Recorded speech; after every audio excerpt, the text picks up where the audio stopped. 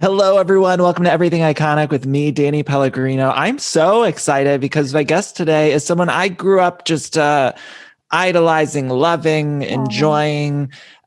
Tia Mowry. Tia, how are you today? Oh my gosh, I'm great. And you know what? I have to say, you said my last name perfectly. Oh, good, Like, because good. some people say Mowry, but I was like, okay, he really is a true fan here. He knows how to say my last name. Tia, you have no idea. Like, I'm going to try not to fangirl at all, but like, I, of Oh. course, grew up with a sister. I mean, and Mhm. which has had this amazingly beautiful renaissance now with Netflix. Is it weird that all of your work from so long ago is now resonating with so many people again? No, it's not weird at all. It's so rewarding, to be honest with you, because like when you're working and when you're doing what you have to do, you're in the zone, and sometimes you don't even think about it. But I remember when one of my friends told me, who actually works at Netflix, he was like, Tia, you have three shows right now that are trending in the top 10 on Netflix. I was like, what? He was like, yeah, you do. And I just started to just give myself a little pat on the back. Sometimes we work so hard, and we don't celebrate our successes. And I was like, okay, Tia, this is pretty cool. This is like evidence. I mean, evidence, should I say, that you've been working for years. Amazing. Amazing. And Cool. the new season of Family Reunion just dropped, and it's so good and so wonderful, and people love it. But I'm so fascinated by Loretta Devine. Like, to me, she's one of the greatest actors we have. Like, I just think she's everything. What is it like She working is. with her? You said everything. She is everything. Working with her it's a dream. It's a gift just to be standing in her presence. I learn from her every single day, not just, what she does in front of the camera, but what she does and how she carries herself behind the camera.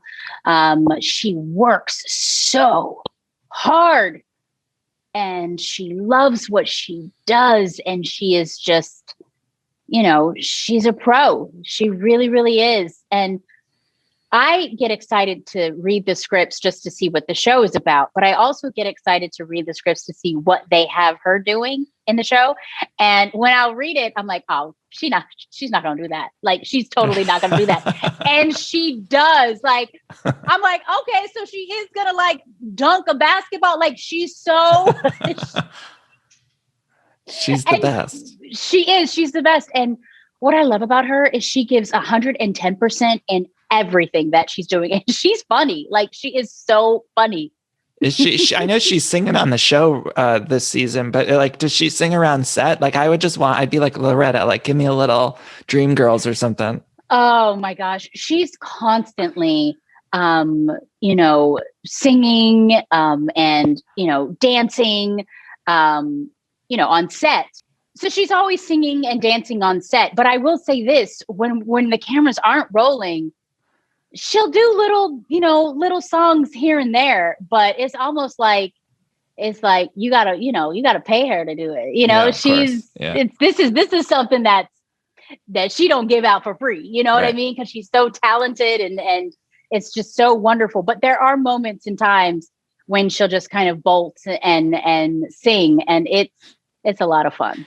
I would imagine for me, I mean, it would be a dream come true to work with someone like her. And I'm sure you've worked with so many other legends, people like Jack Hay, who I love too, Oh, of course, on Sister Sister. But do you have a list of people that you're still like, oh man, I really want to work with them in some capacity? Like, who's on ooh. that dream list for you? Oh, that's a really, really good question. Thank you. You know,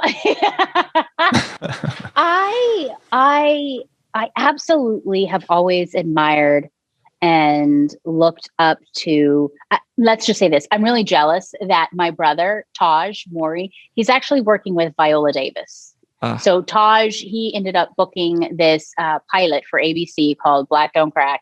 And I have always been a fan of Viola Davis. She is so incredibly talented.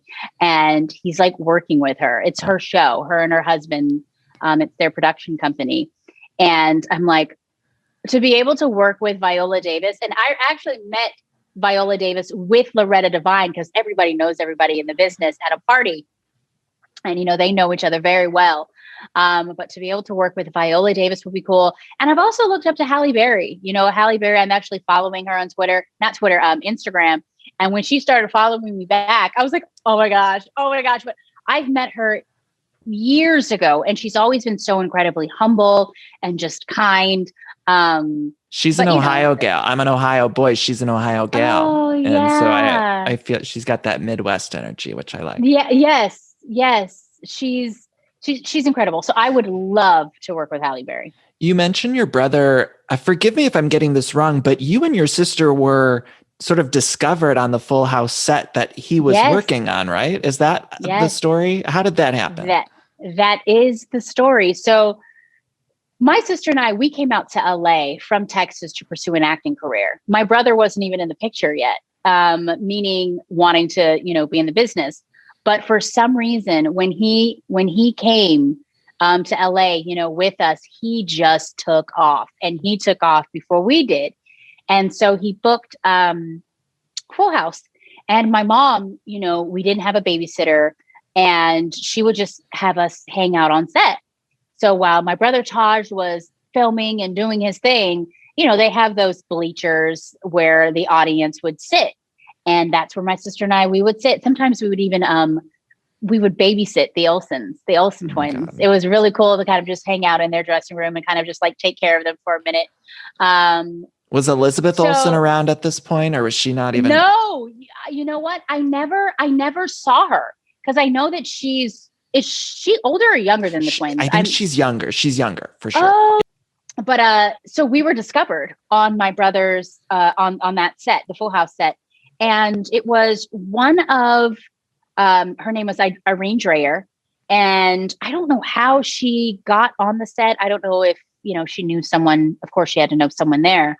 But she had seen my sister and I. And she had talked to my mom, and she was like, you have twin daughters? And my mom was like, yeah, cool. She was like, this is special.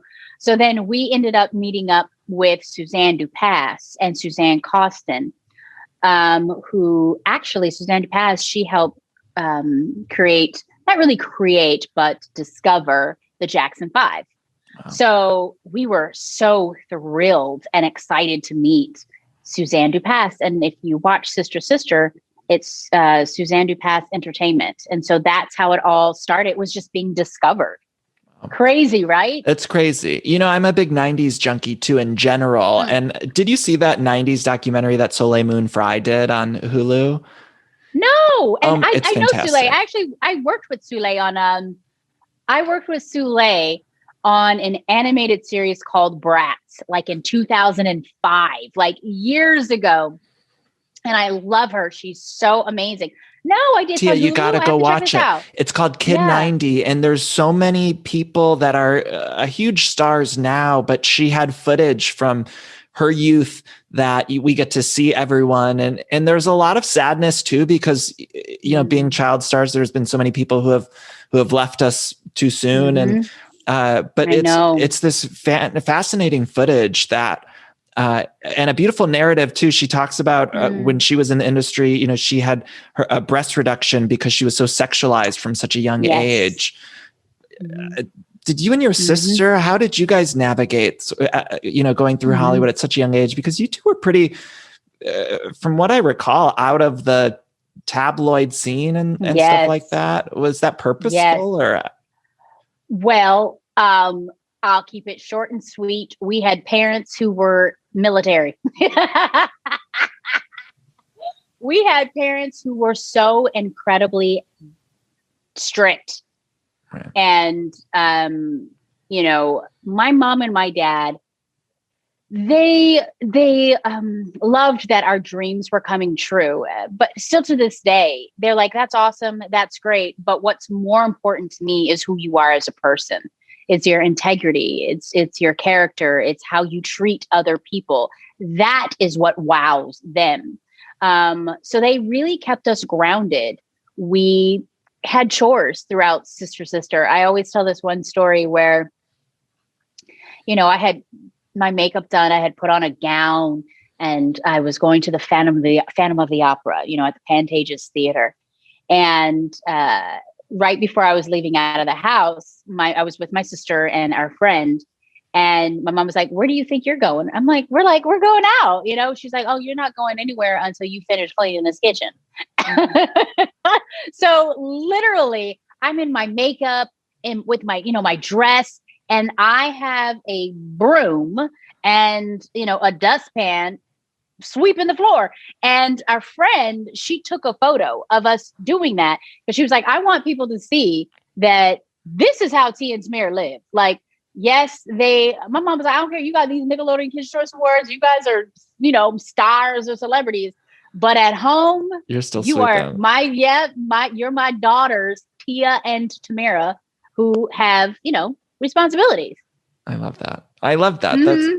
That's, when you transitioned out of the sister era, what did you feel like it was challenging, or did you feel a pressure to kind of do something different? Or tell me about that experience. Yes. So I did. The transition from going from a child actor to, being an adult, or even just trying to do something different was very difficult. And I feel like that's the blessing and the curse that comes with being a child actor, especially when you're on such a hit show. Sister was so popular. And even to this day, it resonates with so many people. And it's hard to get that out of people's heads and see you in a different light. But again, I give a lot of credit to my parents. They were like, "You know what? You guys just need to grow up, experience life, go to college." That's exactly what we did. We went to Pepperdine University. I studied there for a long time. I studied abroad, traveled the world, went to Nice, Spain, Italy, and just lived my life. And after that, I want to say maybe 7 years, that was when I evolved into this young woman after doing Sister. And then I was able to apply my own personal experiences to a role, Melanie Barnett on, The Game. And I ended up booking, that show. And I did that show for 5 years. And I feel so grateful to be given that opportunity. But I had to work really hard. I remember auditioning and going in that room, and, the executive producer or the creator, Mara Brock-Kill, she looked at me like, "You do know what this show is about, right? You do know," she actually said, "You do know how I write," which was, she was a little controversial, and she was all about women embracing their, sexuality and I was like, I'm a grown woman. Mm-hmm. Like, I'm not this little girl anymore. So my point is that I didn't rush the moment. I didn't feel like I had to be someone that I was not. And I did see a lot of that. I saw a lot of young child stars after their, family show that they've done. They'll be on the cover of some magazine, either nude or not that there's anything wrong with that, but that just wasn't the route that I wanted to go. I wanted to grow up and, be true to who I was and who I am as a person, and then see where I fit in this entertainment world. When I think of shows like The Game, Sister, Family Reunion now, they're such like comfort food. And throughout this past year, everything's been so tough that I find myself gravitating towards those types of entertainment. And I always think about you guys who are making that for us. And it must feel really gratifying, particularly in the past year, 2 years or whatever. That you're able to provide us that like warm hug in a weird way. That as I've gotten older, I've started to realize and understand my purpose in this business. And of course, I love to act. Of course, I love to entertain and put a smile on people's faces, right? But at the end of the day, I feel like it's not just about me. It's exactly what you just said.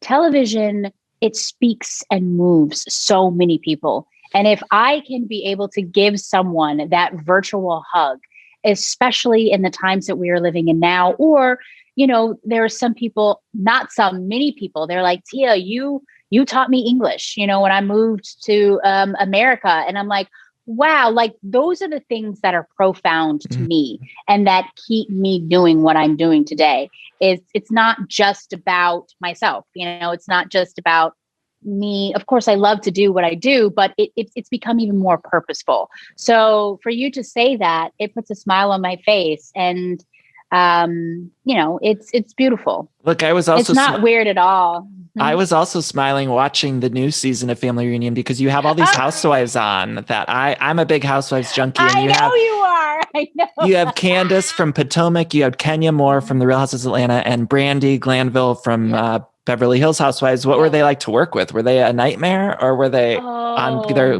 good behavior? They're so funny, these girls. And let me just tell you this without getting into too much trouble. They definitely, would come to me and kind of give me the backstory of like what's going on in their world, They're obsessed with their shows. They're like, And I'm like, oh, okay. All right. Got it. But they were when I say they were so professional, it's one of my favorite scenes out of the whole season. Like I will sit and I will watch that scene over and over and over again because they're so funny. The word that I'm trying to look for, they were so dedicated to getting their lines right. Very professional, and they're great. Like they were great. They were, Candace in particular, we were so blown away with how she was able to put on this French accent and like to just get into character. It was just, she's good. Great. And then of course, and Kenya, when she said, bye wig, I was like, she's not. I don't know who wrote that, but there was like a housewife lover who wrote that a whole episode because there was a lot of little like things where I was like, okay, I understand this, but I don't know if everyone else will. Wrong. So good. My dream of dreams is that next season we get like another one of those, maybe with some new housewives, bring them back. I don't know. Yes. Tia, I gotta ask, what's going on with the sister reboot? I need it. And I want it. What's happening? There's a rights issue or something. How do we make it work? So that was, I have to say it was very disappointing because my sister and we had spent a lot of our time, being in these offices and pitching, and we even had a showrunner and everything. We had everything planned out. What was the reboot going to be about? So the reboot was basically just going to be about my sister and I as adults. One was married and then one was divorced. And then the divorced one had to move in with the one that was married because she had, no foundation, no, place to stay. And so it was just kind of her kind of starting all over and then finding herself again under, one of the sisters' roofs at her home. And it was great. It was funny. We wanted it to be mature, but still sister-esque. But it just literally halted when we found out that some rights weren't necessarily smoothed out. And that's something that we can't control. Right. But then of course, when you're developing something, it takes time. So we were working on it for like maybe 2 years. And then after that happened, then some other opportunities came about, and then life continues to move forward and go on. So hopefully, we will eventually maybe do something together. Maybe it won't be called sister. Maybe it'll be, something else. So we don't have to worry about rights or anything like that. But we'll see. Can we still get Jack Kay in there? Oh, of course. Okay. Have you noticed that every television show that I've done, except for the game, I believe, Jack A has been a part of. So I did, of course, Sister, then I did the game, but then I did Instant Mom for Nickelodeon. Jack A was on that. And then Jack A was also on Family Reunion. Now you want to see two people together behind the scenes, Jack A and Loretta Devine. I didn't realize they had so much history until when they had come on the set together, when they were on the set together for Family Reunion. And I just love sitting back and just watching legends just tell their story, because there's so much history with both of them. Tia, you're a legend too. I mean, you've been doing this for so long. I have so many questions. I know I gotta let you go here. I don't want to keep you too long. But, you had recently on social media opened up a little bit about your mental health, and I thought it was so beautiful that you did that. I talk a lot about mental health on here. Were you nervous to discuss that part of you, or did you feel pretty good about it? You must have gotten a great response. Yes. I learned that being like everything that I do, I love to inspire. Like, again, that's where my motivation comes from, to just be doing what I'm doing, being an entertainer. I love to inspire. I love to motivate. And I learned a few years back, I want to say maybe like in 2013, I became vulnerable about opening up about having endometriosis, which is a highly inflammatory condition that can cause infertility. That was extremely vulnerable for me. And at first I didn't know if I wanted to share that side of me, but I'm so happy I did, because with that, I was able to encourage so many people. And also, as I'm encouraging other people, they're encouraging me. So I've learned that formula, and I've fallen in love with that formula. So I love being open and sharing, the reality of life. And I think it's also, as an entertainer, I feel like our world is so obsessed with perfection. And I want to change that narrative. I don't like bullying whatsoever. And when I consider it bullying when I gained weight after having my child and my children. It's just so mind-boggling how people could be so unkind to one another. So anyway, my point is I want to change that narrative of perfection. We are all human beings, and we are all the same. We're not the same, meaning we all have different journeys and experiences, but we also share a lot of experiences together. And instead of putting down one another, we should come together and help each other. So if I can share my story and say, you know what, I'm just like you, like I have my struggles. I get anxious. I actually have really bad anxiety issues. I'm in therapy. And it's been very beneficial, and that's okay. You know what I mean? Yeah. Yeah. I thought it was beautiful you opening up about therapy, because I think it's still to this day, people, they have trouble with the idea of it. Okay, Tia, I could ask you about mistletoes, twitches. I grew up with all of that stuff. I'm not going to, but I'd like a Twitches 3. Okay. Oh, I would love, man, let me tell you, I had so much fun doing that damn series. Amazing. Like, I'm a huge fan of magical things like Harry Potter and all of that. So when Tamara and I got the opportunity to play these twin witches, again, it never felt like work. You know what I mean? It was just so much fun. And if we could do a Twitches 3, I am all down for it. I'm there. It'll be so much fun. I'm there. And also for mistletones too, because that's a Tori Spelling, a Tia classic. We actually tried to pitch that. Tori Spelling and I, we got together during quarantine over the phone. And we got the producers together, and we were like, yo, do you want to do this? And we were like, yes, we totally should do this. And then it just went away. Like, that's the thing that's just so crazy about this. I know. Tia, it has to happen this Christmas or next. I need it. Was it going to be a Christmas thing? It was going to be Christmas too, right? It was going to be Christmas. Yeah, okay. Yes, it was going to be Christmas, and we wanted to do it, but okay, Hollywood needs to straighten up. You have so many things going on. So I want to just quickly mention, you host your own YouTube channel, Tia Mowry's Quick Fix. Mm-hmm. You have a new cookbook coming out soon. When is that coming out? Yes, that's coming out in September, and it's called The Quick Fix Kitchen. So we can pre-order it now, right? You can pre-order it now. Yes, you can. I will be online pre-ordering it as soon as we're done here. And you have a new Homewares collection, Spice by Tia. I do. So, and it's coming spring, summer-ish. Do we have a date for that? Well, I can't give away too much information, but what you just said, definitely look out for that. Spring, I would say more summer. She's Let's busy. just say that. More summer. Yes, You're she busy. is. But it's called Spice by Tia, and it's when I say that this line is so beautiful and gorgeous, but again, I just want to inspire people to have fun, get into the kitchen, not look at it as an overwhelming experience. And I got you. You know what I mean? I'm helping you with all the essential tools that you need to have to get that party started in the kitchen. I got the cookbook, so you have the recipes, then you're going to have, the cookware. So you're set. Right. I love that. Tia, the last two things, these are just two quick lightning round questions I ask all of my guests. Number one, their favorite Mariah Carey song.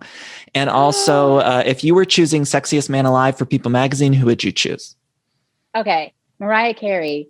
I give my all to have just one more night with you. I'd risk my life to feel. You think I'm going to stop you, but I won't. I'll keep you going. I love that song. And then I'll say my husband, the sexiest man alive. Like my husband is, not only is he beautiful to me, but when I think of a sexy man, I think of someone who is beautiful also on the inside. He is such an incredible father. He is present. He's also my biggest supporter. And I really wouldn't be where I am today if it weren't for his support. Your husband on the show, not to cut you off, but your husband on Family Reunion is also very sexy, but that's neither here nor there. Wait, what's so funny? So many people tell me they're like, Tia, my gosh. And it's like, I know Anthony. Yes, he's good looking. But we have so much fun together. Like I mean? He's just he's like a goofball. You know what I mean? We have so much fun together. But I would totally, not that a goofball is not sexy. But I would say my husband. Yeah. Well, Tia, this was such an honor to get to chat with you. I'll let you go, but we'll keep an eye out for all of that wonderful stuff, and I'll post the information on our website as well. But thank you so much for taking the time. So truly a pleasure, and thank you for entertaining me for all of these years. Like, honestly, what an honor. Thank you. Thank you so much.